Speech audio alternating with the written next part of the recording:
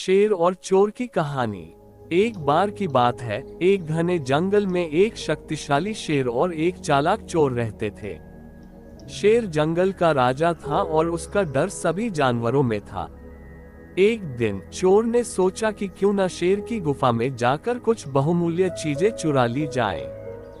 उसने शेर की गुफा के पास जाकर रात का इंतजार किया। रात के अंधेरे में चोर शेर की गुफा में चुपके से दाखिल हो गया।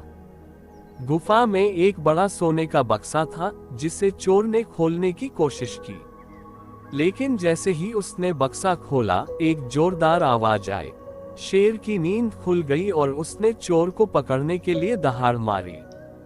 चोर डर के मारे कांपते हुए शेर के पास पहुंचा और बोला, कृपया मुझे मत मारो, मैं तुम्हें एक सौगात देने आया हूँ। अगर तुम मुझे जिंदा छोड़ दोगे तो मैं तुम्हें एक ऐसा तरीका दिखाऊंगा जिससे तुम्हें कभी भूखा नहीं रहना पड़ेगा।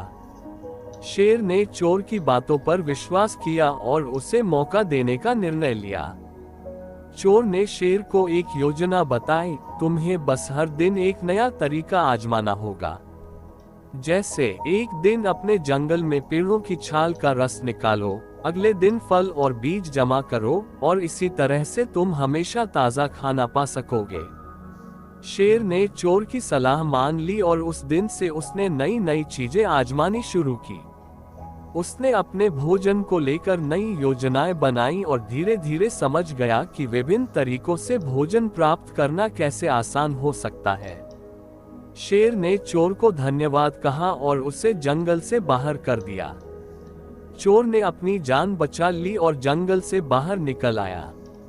उसने शेर को जिंदा छोड़कर अपने जीवन को सुधारने का निर्णय लिया और आगे से चोरी का जीवन छोड़ दिया।